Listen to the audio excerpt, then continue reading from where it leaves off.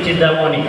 కానీ అన్నీ ఏర్పాటు చేయబడినప్పటికీ కూడా మార్గం మధ్యలో తన ఊపిరి విడిచింది. కరీంనగర్లో ఊపిరి విడిచిన సంగతి నాకు ఒక్కరికే తెలుసు, మా వాళ్ళకి ఎవరికి తెలియదు, నేను ఎవరికి కూడా చెప్పలేదు. ఎక్కడ దాకా వచ్చారు అంటే ఇంటికి దాకా ఇంటికి వచ్చామని చెప్పాను. ఇంటికి వచ్చిన తర్వాత మా అక్క వాళ్ళు అందరూ కూడా వచ్చారు. మా అన్నయ్యను బావను పక్కన పిలుచుకొని చెప్పాను, అమ్మా అన్నయ్య అమ్మ లేదు, చనిపోయింది అనగానే మా తమ్ముని ఫ్రెండ్ జేపీ అనగా జయప్రకాష్ ఆ సమయంలో అలాగూ అక్కడ అతను ఉన్నాడు. తను ఒక మంచి సలహా ఇచ్చాడు.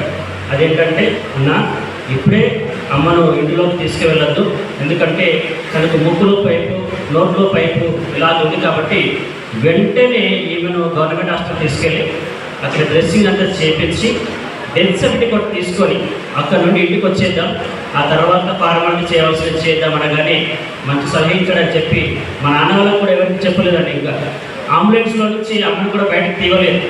వారికి ఏం చెప్పామంటే ఆక్సిజన్ లెవెల్స్ తక్కువయ్యాయండి, ఆక్సిజన్ పెట్టుకొని వస్తాం, మీరు ఉండండి అని చెప్పి అంబులెన్స్ను మళ్ళీ హాస్పిటల్కి తీసుకెళ్ళి అక్కడ అమ్మాయిలు అంతా కార్యక్రమం చేసేసి డెత్ సర్టిఫికేట్ తీసుకొని ఇంటికి వచ్చేసరికి వారు ఫ్రిడ్జర్ అవన్నీ ఏర్పాటు చేశారు. వచ్చే ముందు చెప్పాము ఆల్రెడీ అమ్మ లేదు అని. అలా అమ్మగారు చూస్తుండగానే ప్రాణాలు విడిచింది. ఏదైనప్పటికీ అమ్మ రుణాన్ని నేను హాస్పిటల్లో ఉండి అలాగే తన సేవ చేసుకుంటూ వచ్చాను. అలాగే తను చనిపోతున్న ఆ సమయంలో కూడా కళ్ళారా చూస్తూ అంబులెన్స్లో అలా ఉండగా ఆ విధంగా జరిగింది.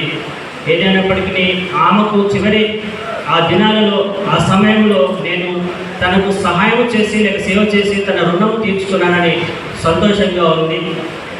ఈ యొక్క కార్యక్రమానికి విచ్చేసిన మీ అందరికీ కూడా మరొకసారి వందనం చెల్లిస్తూ, అలాగే వచ్చిన దేవసేవలందరికీ కూడా వందనం చెల్లిస్తూ, మీ అందరికీ చక్కటి భోజనం ఏర్పాటు చేయబడింది.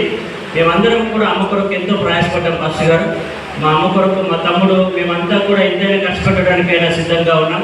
ఏదైనప్పటికీ అమ్మను బతికించుకుందాం అనుకున్నాం, కానీ దేవునికి మహాకృపను బట్టి దేవుడు తనను తీసుకొని వెళ్ళాడు.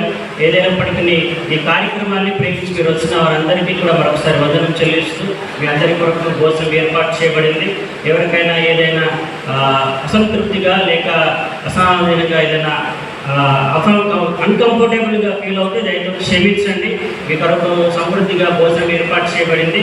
అలాగే పాస్టర్స్ అందరికీ కూడా మేము గౌరవంగా ప్రేమిస్తూ వారికి ఆతిథ్యం ఇస్తూ వారిని సన్మానించాలని ఆశపడుతున్నాం.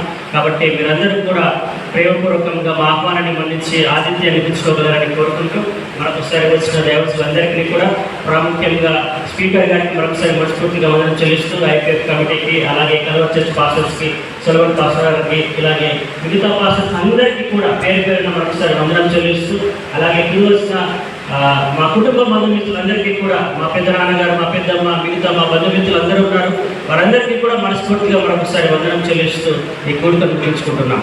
Thank you.